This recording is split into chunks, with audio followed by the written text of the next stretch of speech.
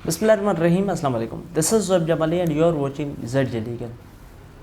जैसा कि आपको पता है कि 9 मई जो कि जिस दिन GSQ और दूसरे कंटोनमेंट एरियाज़ में हमला किया गया, इस हवाले से कुछ सिविलियंस को पकड़ा गया और उनको मिलिट्री ट्रायल के लिए भेजा गया है।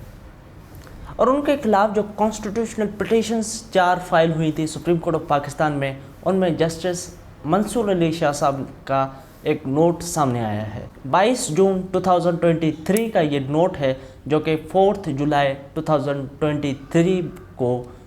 सुप्रीम कोर्ट की वेबसाइट पे अपलोड कर दिया गया। जस्टिस मंसूर अली शाह साहब अपने इस नोट में कहते हैं कि मैं इस बेंच में बैठा हूँ विद रिजर्वेशन, कुछ रिजर्वेशंस के साथ। जस्टिस मंसूर अली शाह साहब ने कहा है कि रिसेंट पास्ट में कुछ अहम पब्लिक इम्पोर्टेंस मीन्स के मफाद आमा के मामलात सुप्रीम कोर्ट ऑफ पाकिस्तान में सामने आए, जिसके लिए भी फुल कोर्ट बेंच नहीं बनाई गई, जैसा कि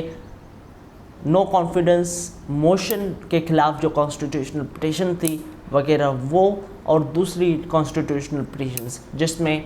फुल कोर्ट नहीं बनाई गई। जैसे मंसूर अली शाह साहब ने कहा है कि ये ऐसे मामलात थे जिनका असर पाकिस्तानी सिटीज़न के मुआशी, समाजी और सियासी ज़िंदगी में पड़ता है। अब जैसे मंसूर अली शाह साहब ने कहा है कि ये जो प्रेजेंट पिटीशंस हैं, कॉन्स्टिट्यूशनल पिटीशंस, इसमें भी जो कॉन्स्टिट्यूशनल क्वेश्चंस अराइज किए गए हैं, इसमें भी हाईएस्ट लेवल की जुडिशल स्क्रूटनी की ज़रूरत है, जो कि पॉसिबल है फुल कोर्ट बेंच बनाने से। जस्टिस मंसूर अली शाह साहब का ओपिनियन यह है कि एक फुल कोर्ट बेंच बनाया जाए उन जज साहिबान का जो कि पाकिस्तान में मौजूद हैं, और फिर जो भी रिक्यूज़ करेगा वो बाद में रिक्यूज़ कर सकता है, लेकिन फुल कोर्ट बेंच बिठाया जाए, क्योंकि इन मामलात में कलेक्टिव डेलिब्रेशन की ज़रूरत है, कलेक्टिव विजडम की ज़रूरत है, और इसी से ही जो एक अच्छा साउंड जजमेंट आएगा, और इसी से ही पब्लिक ट्रस्ट अदालत में डेवलप होगी। जस्टिस मंसूर अली शाह साहब ने कहा है कि फुल कोर्ट बेंच इस मामले में बनाने से जो डाइवर्स ओपिनियन हैं जज साहिबान के, वो भी सामने आएंगे और इसी से ही एक बेहतर फैसला आ सकता है।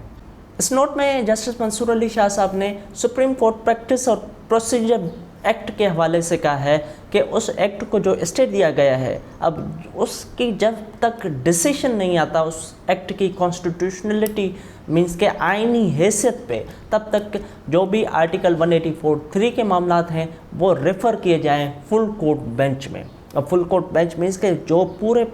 जजेस हैं, मींस के कंप्लीट नंबर ऑफ जजेस हैं, वो 7 बैठ कर फैसला करें। जस्टिस मंसूर अली शाह साहब ने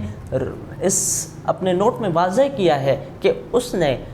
इस अदालत मींस के सुप्रीम कोर्ट ऑफ पाकिस्तान की इंटीग्रिटी को मेंटेन करने के लिए चीफ जस्टिस ऑफ पाकिस्तान से रिक्वेस्ट की कि इस मामले में फुल कोर्ट बेंच बिठाया जाए, लेकिन जस्टिस मंसूर अली शाह साहब लिखते हैं कि फुल कोर्ट नहीं बनाई गई, और जो चीफ जस्टिस साहब हैं उन्होंने फुल कोर्ट बेंच नहीं बनाया। जस्टिस मंसूर अली शाह साहब इस बेंच में बैठने के हवाले से ये लिखते हैं, फुल कोर्ट तो नहीं बनाया गया, लेकिन मेरे पास कोई और ऑप्शन नहीं है सवाए इस बेंच में बैठने से, क्योंकि मैंने ओथ लिया हुआ है और ये मेरी कॉन्स्टिट्यूशनल ड्यूटी है, ऑब्लिगेशन है कि मैं इस अदालत के इस बेंच में बैठूं और फैसले करूं, केसेस सुनूं, और जो ओथ मैंने लिया है to preserve, to protect and to defend the constitution of Pakistan including the fundamental rights,